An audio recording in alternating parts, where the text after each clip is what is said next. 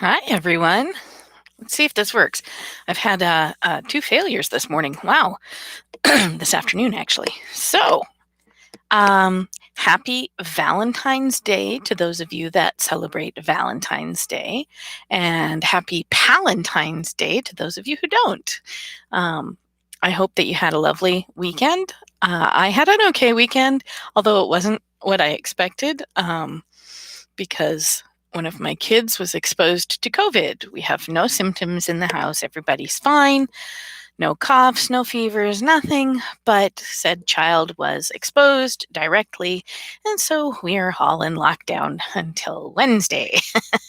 Yay! How exciting. This was not how I wanted to spend my weekend. But I got a lot of stuff done. And one of the things that I did, and I can't really show you, but if you go to my Facebook page, I'm going to put pictures up there. I redid my working space. And the reason that I did this was that I used to do my work downstairs. I had a kind of combination sewing room and writing room. And when my sister started working from home, she's a teacher, she needed to have a dedicated space because she needs to have a space that she can set up with a proper background and the whiteboard and all that other stuff. So, I mean, I can write anywhere. So I moved up to I have a built-in desk in my room. That's what I'm sitting at the moment. And I have a lovely little window in front of me. And, it was kind of messy because it kind of was a repository for stuff because I wasn't using it as a desk. So I had jammed things underneath it.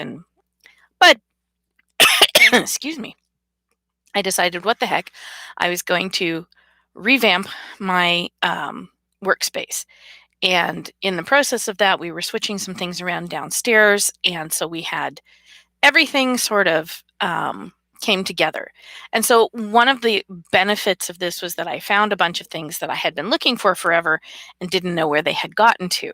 So yay for that. And I'm really happy and excited about that. And the other thing is that I have all of my desk things up here now. So I have like a little thing that holds file folders and papers, which I use for putting like my character sheets and stuff. So I have the reference at hand. And I have my corner caddy that has all my pens and my staples and staple removers and my paper clips and my favorite rock and author stuff. And then on my windowsill, I have little toys and stuff that I just happen to like.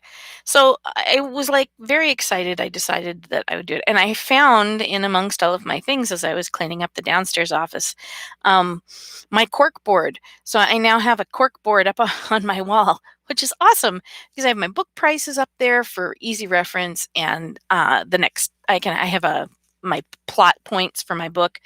And so the next plot point will go up there. So I know kind of where I'm working at and what I'm doing. So it's all really cool and awesome. And I'm really loving it. It's a tiny little space in here, guys. I mean, there's really just not much to it. If you look, like, that's it. It's a little alcove that's about, I don't know, 4.5 feet by 4.5 feet. And behind me, this actually leads out to my bedroom. And so this is closed because you don't need to see my bedroom. It's not messy, but like it's my private space. But these two sections here are actually shelving in behind here. And again, it's storage for me. So there's no reason for you guys to see it, but I have my lovely hanging and my things up. And it also helps keep my room warmer, and it cuts down on the echo in here, which is very nice. And it stays warm, which is good because there's actually no heat in this room. It's not hooked up to the heating system for the rest of the house. So it tends to get a little chilly in here in winter. And so I have a little space heater and I run it in this little alcove, and it's like beautiful 75 balmy degrees right now. I'm loving it. So I will put pictures of this space up on the webpage on my Facebook page so you guys can see it. I'm really proud of it, and it's comfortable, and I feel good about it.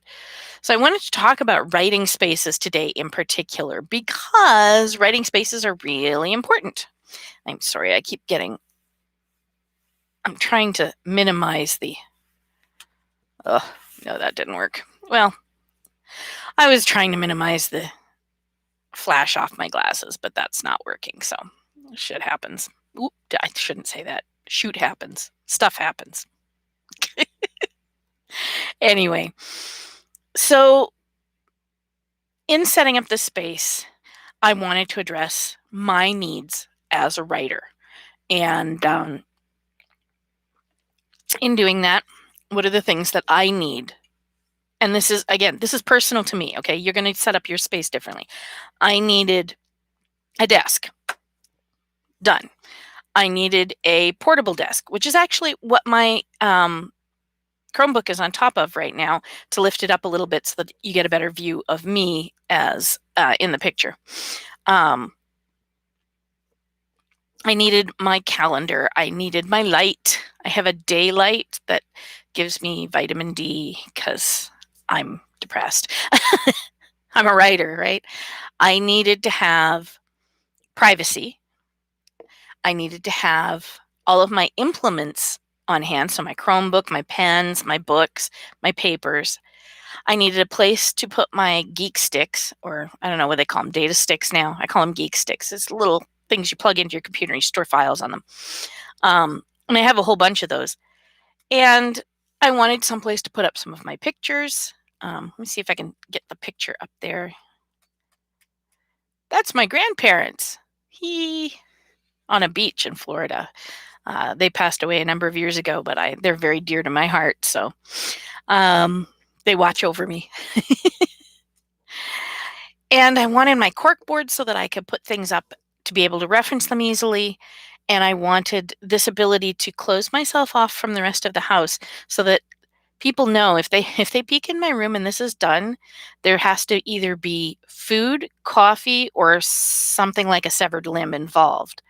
If it's not one of those three things, they don't bother me when this is closed because they know I'm writing or I'm doing a video and I'm not to be pestered, which is awesome. And it seems to be working out very well. It also means at night, I can close this area off when I go to bed and I'm not in my office. Okay. I'm not writing in bed and I'm not writing in my bedroom. This is my office. That is my bedroom. And so I have made that a very clear delineation so that I have mental space that matches my physical space. And I think for me, at least, that was one of the most important things that I could bring to my writing space. I needed to know that this was for writing. And that's the purpose of this place. Now, I mean, I do the occasional stuff. I'm doing Latin lessons with Duolingo, and I play the occasional card game. But this is a workspace. And when I come in here, I put my work hat on, and I feel prepared. So when I come in here, I'm fully dressed. I don't come in here in my jammies. I come in here ready to work. I come in here with my coffee or my drink, and I've got everything I need at hand here to sit down and start work. And I think that is something that is really important, especially for people who are new authors or who are just learning or are just setting up their own space. You need to have a space that resonates with you. So if that means a poem on the wall or a picture of your family who look down on you or whatever, you need to find what makes you tick and stick with it. And that way you have what you need to be able to settle your brain and sit down and write. For a long time, I wrote on a desktop. And I liked that, but it had some major drawbacks for me as an author. And the most major one is that it was tied to a single place, and that was in the office downstairs, which was right next to somebody else's office. And they speak very loudly when they're on the phone. And so I had no privacy. I touch type. So what happens is I'll be chunking along with a story, and if somebody else is speaking in the background, what comes out my hands is what they're saying. My brain blithely continues on with the storyline as if my hands are typing it, and my hands output what goes in my ears. And I don't even hear those things. It doesn't register in my brain. We found that out once when I accidentally transcribed pretty much an entire conversation because I type 120 words a minute, which generally is about, it's a little bit slower than most people talk, but not by much. So, yeah, I can't do that. It interferes with my writing in a huge way. So, I tried writing on my tablet, that failed, and then we found the Chromebook, and that has been the most wonderful thing for me. It goes where I go, I can take it to other places, it hooks up to whatever internet is around. I can hook it up to internet from my phone if I need to. It doesn't have games on it because it can't. You can't put, I mean, you can put a couple of things on from the App Store, but really it's a giant phone. I think my phone probably has more storage space than my Chromebook, but it doesn't matter. Everything I do is cloud-based, which means if I have to access it from my phone or somebody else's computer, I can. But this is small enough that it goes everywhere with me. It's my office. It has access to all of my important stuff, and it's right here, and I love it. So that for me is really good. If you happen to have a place that is dedicated just to you for writing and you prefer a desktop, all power to you. If you're the type of person who likes to dictate into your phone and then type it up later, great. If you write by hand, I know a couple of people who do that. I think you're insane, but I understand. So, your writing space has to reflect your needs as an author and as an artist. And the fact that you paint with words rather than colors doesn't make you any less an artist. And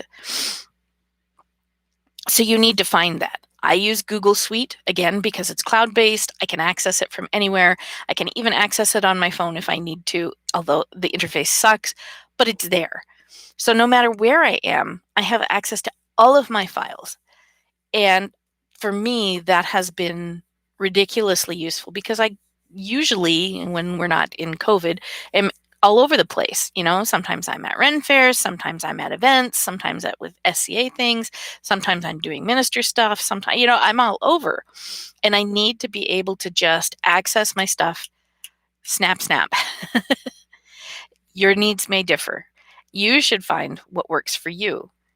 But I think the main takeaways are someplace that's quiet.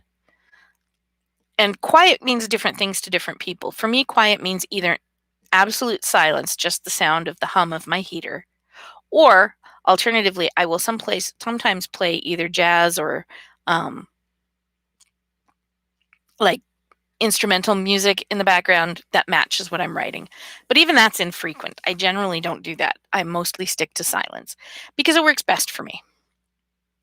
The only time I really listen to music is if I need a mood or if I can kind of hear people in the background and I want to drown them out. I have the desk at the right height for me. I have my computer. I have everything I need. And I'm very pleased and I feel very productive when I'm here. So go out and make your space. Even if that space is a lap desk on your bed. If that works for you, all power to you. I find when I do that, I either fall asleep or I get distracted by other things. I have a hard time staying focused when I'm on the bed. I have done it. Most of the Reenactors Cookbook was actually written on my bed. But it's not my favorite, and I prefer to sit in the office. And so I have that all set up now, and I love it. So I'm off to go writing. I hope that you get your space set up to your liking and that you go out and do some writing today too, or editing, or not manuscripting. That's a horrible word. Marketing. That was the word I was looking for. And by the way, you can now pick up the Reenactors Cookbook in hard copy. And if you don't like dealing with Amazon, you may now purchase on my website, which is Allyson Sabo, all one word, .weebly.com. I'll put the link to the website down in the comments. Thanks a lot, guys. Have a great week, okay?